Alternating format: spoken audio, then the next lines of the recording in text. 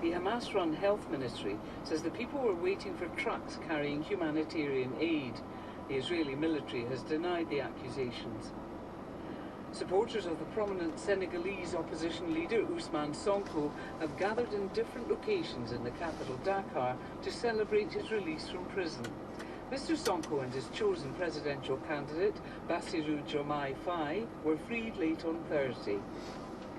The French President Emmanuel Macron has warned that Russia would not stop in Ukraine if it defeated Kiev's troops. Speaking on French television, Mr. Macron said Ukraine's neighbours, Moldova, Romania and Poland, could be at risk. The US ambassador to Hungary, David Pressman, has accused the Prime Minister, Viktor Orban, of unhinged anti-American messaging. He also said Mr. Orban's close relationship with Vladimir Putin was a security concern. French MPs have approved a bill designed to make it less attractive for people to buy fast fashion. The measure includes taxes on low-cost items and a partial advertising ban. Elon Musk's Starship rocket has come close to completing a test flight into space on its third attempt. The two previous flights ended in explosions minutes after launch. This time it was lost during its re-entry into Earth's atmosphere. And the father of a teenage gunman in the United States has been found guilty of involuntary manslaughter for giving his son the weapon used to carry out a mass shooting. Hello and welcome to Tech Life, the programme about technology making an impact on your life. I'm Shona McCallum, and this week we are looking at some of the reasons you choose your mobile phone handset. In some parts of the world, it's to solve this problem. So most people almost never have bank accounts. They put the money under the mattress. And once you've found a mobile phone that suits your needs, what do you do with your old one? It's estimated there are billions of unused old phones gathering dust in the back of people's cupboards. I speak to one woman who's trying to change that. Plus, find out all about the digital repatriation of historic.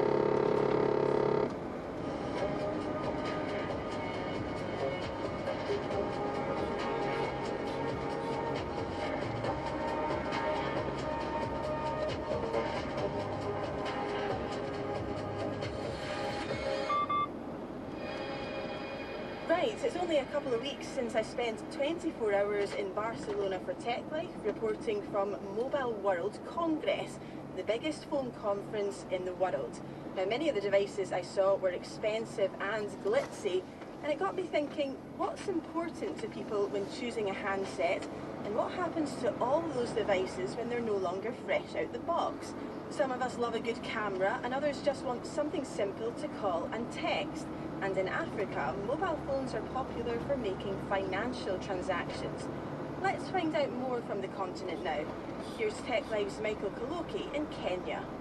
So I'm out here on the streets of Nairobi. It's a busy day today. Nairobi can be a busy city at times. And I'm at Duncan Aromi's shop. He sells used mobile phones or second-hand mobile phones.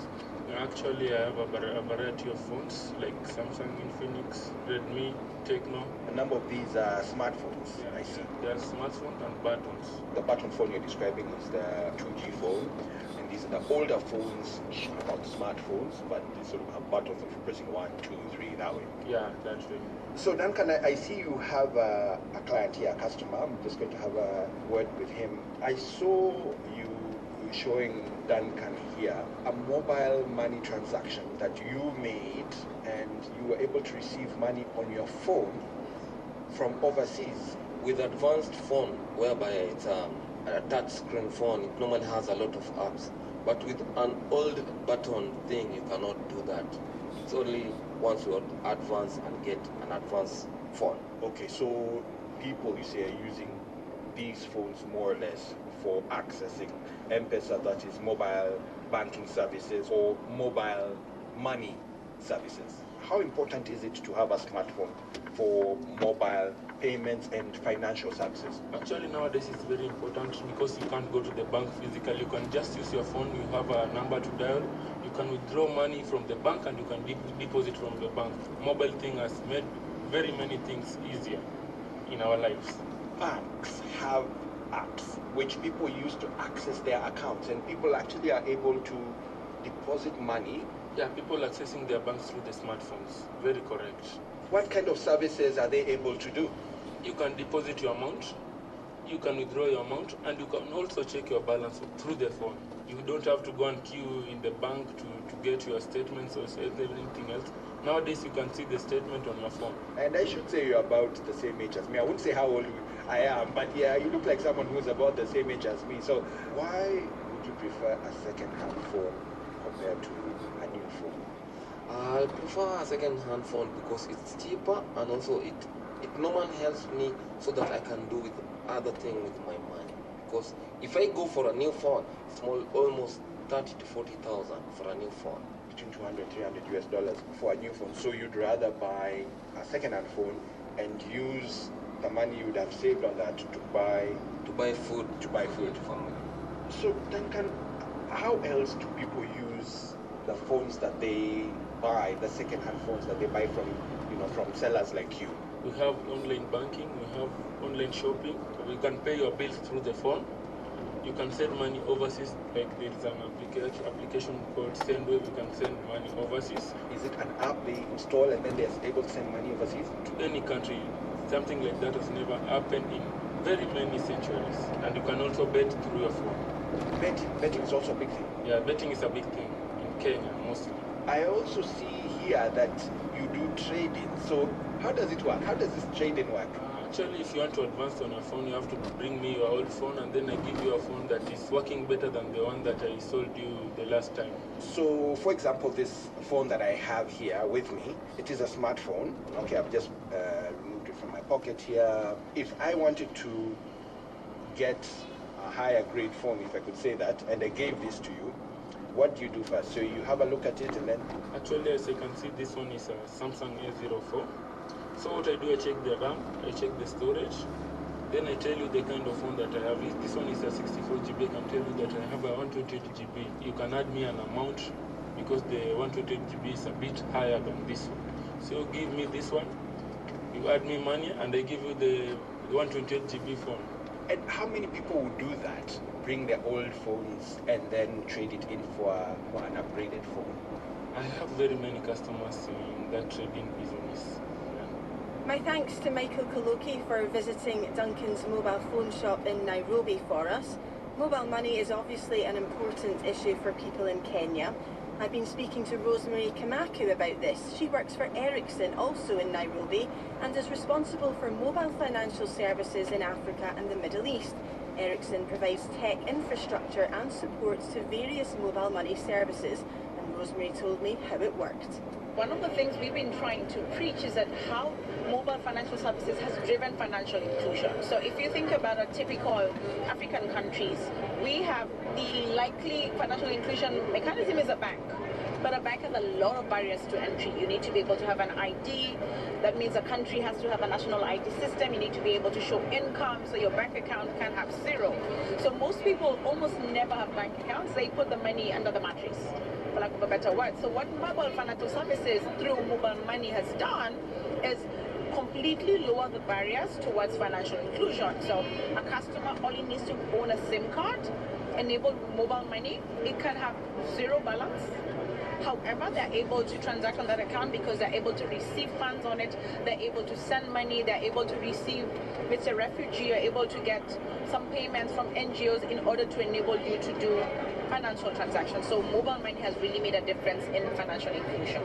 And what about when people are, you touched on it there, sending money to perhaps help family members and things like that? You know, how are you encouraging people to make sure that they're aware that this can really be beneficial? So what has typically happened now is the breadwinner gets a handset for their home and has a handset in the city for themselves, a SIM card, log in.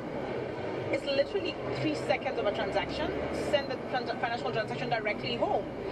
We've gone so far as much as enhance their payment use case, so they can not have to send money home. If they need to send money to a school for school fees, they can pay directly. If they need to pay for utilities, they can pay directly. So we've enabled the ecosystem to be able to take multiple capabilities for payments and allow some enablement for different kinds of economic classes to be able to transact. And tell me about the ambitions then of what you're doing within Ericsson. So Ericsson today has driven financial inclusion in Africa. Today we have at least 100 million transactions going through our ecosystem and almost 500 billion in value. If you think about the larger ecosystem, so every fifth transaction, mobile financial transaction, goes through an Ericsson ecosystem. So you can imagine the scale of that. Ericsson is looking to now drive these capabilities beyond what we call basic use cases. So once you cash in, we're going to be able to let you go to the closest supermarket, mom and pop shop, an aggregate shop to buy something. So we enable the merchant to collect digitally. So what happens is that both of you are able to see your financial transactions digitally, and the merchant can then use those transactions to show the flow of money and possibly go into the bank and ask for lending because you say, look, I have money in my ecosystem. Then with the same wallet, go to a supplier. So you can see multiple loops of payments, and this is enabling a whole ecosystem of financial services to enable multiple customers to transact seamlessly and very frictionless. And then I suppose you're seeing a knock-on effect of people being able to kind of elevate themselves? Yes. I'll give a very interesting, simple example that happens in Kenya. So we have a local market, it's called Marikiti.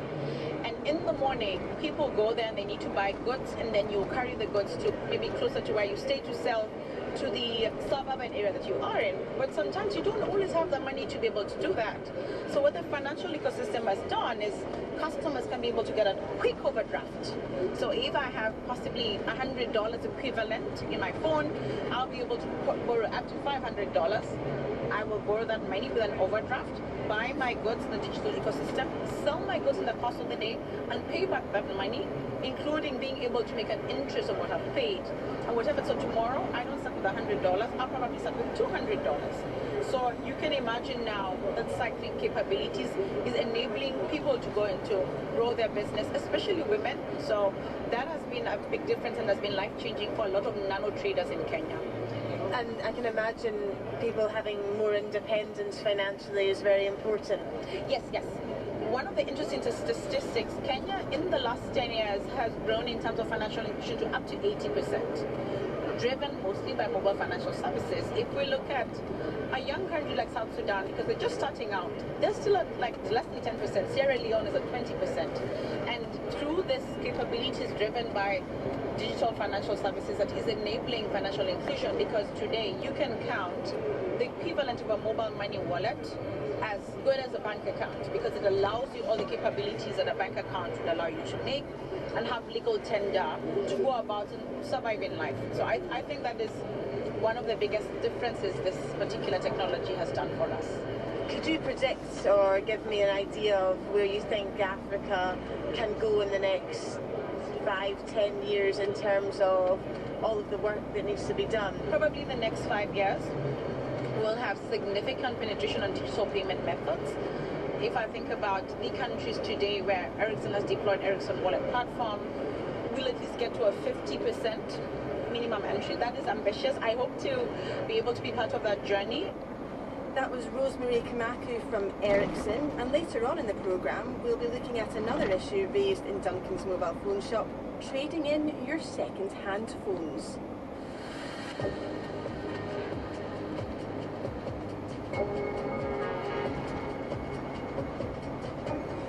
Thank you for listening to Tech Life. Cast your minds back to a story we brought you at the end of January in our Rescue Tech episode. AquaEye is a handheld device combining sonar and AI, which can help identify the shape of humans underwater. Well, it was used by a UK-based team of volunteers called Beneath the Surface, and I interviewed Phil Jones, who used the device to successfully recover the body of fisherman Greg Stoddart, much to the relief of Greg's family and friends. Well, now we have an update for you. Vodasafe, the Canadian company which developed the AquaEye, is going to present a free device to Phil's team and provide training on how to use it so they can help bring closure to loved ones more quickly. If you want to get in touch with us here at Tech Life HQ, we'd love to hear from you. Irvin Singh listens to Tech Life in Glasgow in Scotland, the very city where Tech Life is made. Irvin says that he's a regular listener. We're delighted to hear that, Irvin. Thank you. Our email address is techlife@bbc.co.uk. You can also drop us a WhatsApp. The number is +44 330 123 0320. Remember to tell us your name and where you live. And still to come, the circular economy of mobile phones. Regardless of the condition of a phone, it's a great idea to bring that back in so that it can be recirculated.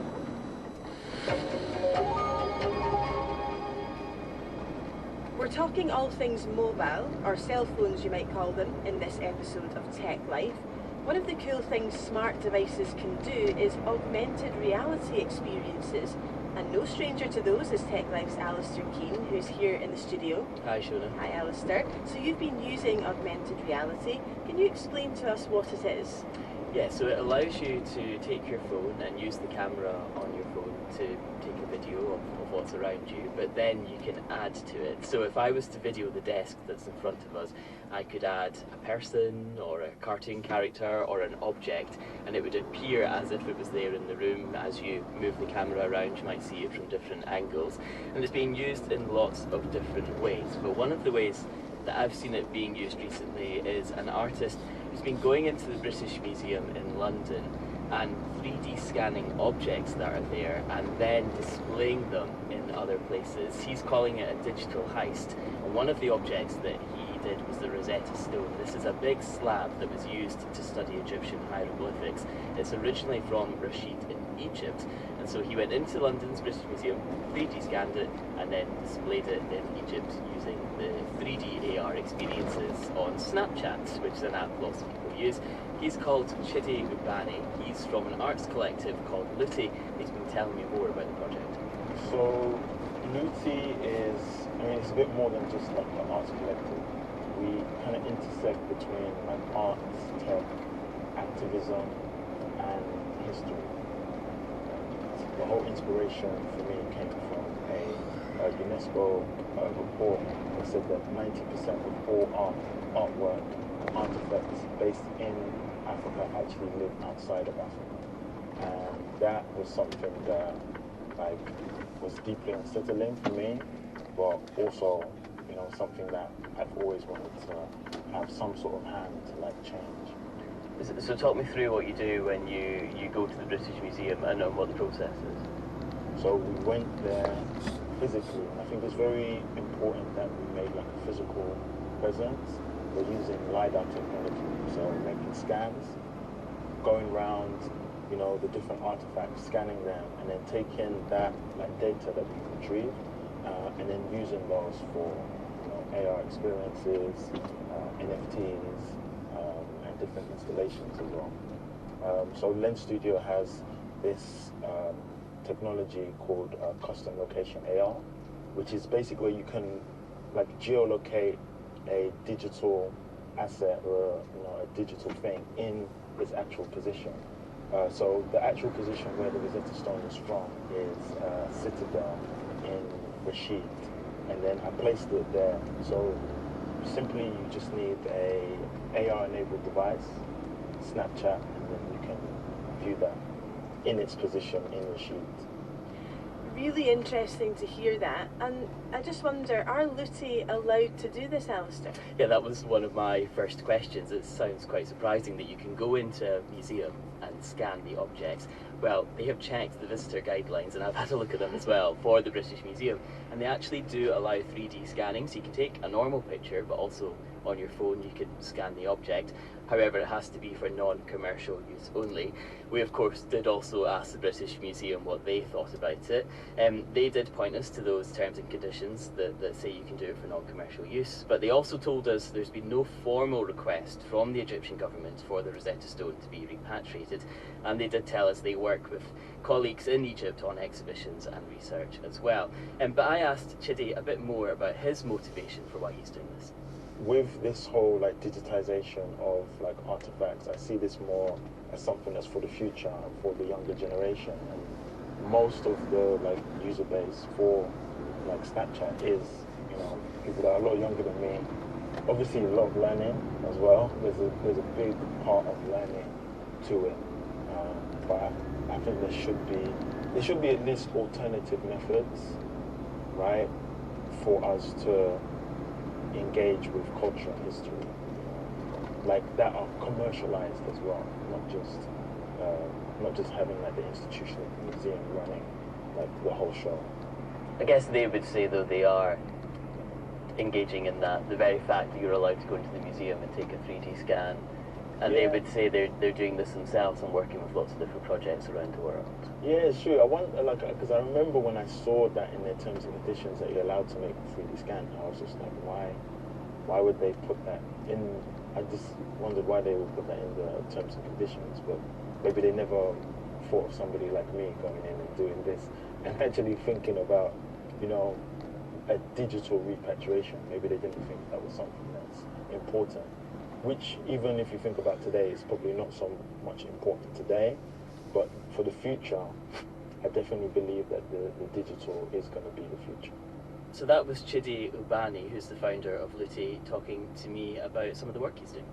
And Alistair, do you think that this might happen in other examples, not just this British Museum example that you've been and witnessed?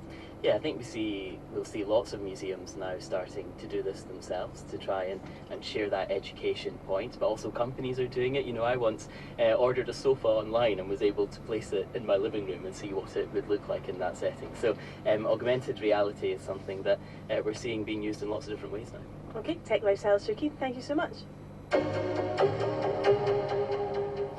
Back to our earlier theme of mobile phones then. We've been looking at how a simple handset has enabled mobile financial payments in places in the world where bank accounts are not common.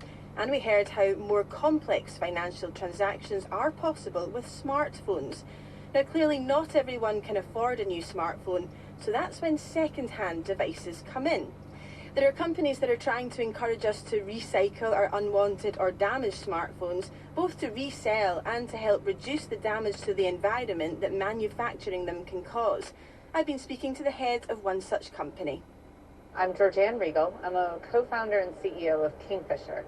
Kingfisher is a company that we founded 7 years ago to improve mobile experiences and at the same time address the sustainability challenge in mobile phones globally. And so how are you doing that? Today, we have a big problem. In 2023, the GSMA said that 5 billion devices ended up in drawers and landfills last year. And that's a big problem, obviously. So we need to address that. And so what we do is provide programs that help to change consumer behavior and deliver, essentially what we're trying to get to is a one-for-one exchange, such that for every new device sold, another device is coming back into recirculation for another person or customer somewhere in the world to be using. And so how would people that may have a drawer full of phones access this? What is the service? Is it through their mobile phone provider, or can you explain that to me? So today, there's a few options for people to return their devices and get them back into circulation. The biggest and most prevalent of those programs is trade-in. So we all know about trade-in programs. We're able to take mobile devices and bring them back into our carrier or stores, and they will give us, credit for that. The challenge that we have is that actually across the globe, only about 10% of new device sales are accompanied by a returned device. With all the new great innovation, we also need to take the old devices, bring them back into circulation and recirculate those devices as well to create a more sustainable and circular economy. And so beyond trade-in, what else can people do? As an example, in Australia, 3.5 years ago, we launched a program where consumers had the ability, when they got their phone from their carrier, they had the ability to upgrade that phone anytime, for any reason, in any condition. At the time that we launched the program, it was unheard of amounts of flexibility, and everyone said, well, how can that work? And it created a step change in how consumers owned their phones. What we found was when consumers had that great flexibility, not only did they upgrade and get into the latest technologies, which they wanted to do, but when they got into new technologies, they returned their old technology, their old device to us. And we were able to bring that back in, refurbish it, and get it back into another consumer's hands. And so where is the old tech, if you like, going? Is it still being circulated in the country that it was deposited in, or are you servicing developing parts of the world with this? both. Is the short answer is both. Globally, demand for Second Life devices vastly outstrips supply. And so when we get great devices back in and we can recirculate them to other customers, the demand is in the country that we collected the phone in the first place and globally. So it's really just a question of how do we get the phones into the right hands of the right people who want that particular type of device. How critical is this from an environmental point of view? It's enormously important. We're going to continue to innovate, and that's a fantastic thing. But if we are continuing to just consume without driving the reuse and ultimately the recycling at the end of the technology's useful life, then we are just digging more and more minerals out of the ground. And what if people were to say, oh, well, I didn't think my phone was any use? You know, it's a smashed screen or something like that. Actually, are you saying, no, this is every phone that you've had? Absolutely. So a newer phone in great condition might go straight back out to a customer with a little bit of a buff and polish. A broken phone will come in, it'll get repaired and go back out to another customer. And, you know, a really smashed phone will still come back in and be harvested for parts that can then be used to repair other phones. So it really is, regardless of the condition of a phone, it's a great idea to bring that back in so that it can be recirculated. One other point to make is that when we make it both valuable, flexible, and convenient for people to return their phones, we see a drastic increase in how many people return their phones. So we track something called the circularity metric, which is for every new device sold, how many times is that new device sale being accompanied by a return device. That metric is very, very low today, in the single digits around the globe, with programs that give customers flexibility, convenience, peace of mind, and value, which like the ones that we have launched in Australia. We're able to increase that by about 15x, that circularity metric. And so if we think about the path to get to ultimately one-for-one exchange, where for every new device sold, another device is returned and recirculated, we need to think about what's working, and what's working is giving customers that flexibility. That's Georgianne Regal, the co-founder and CEO of Kingfisher.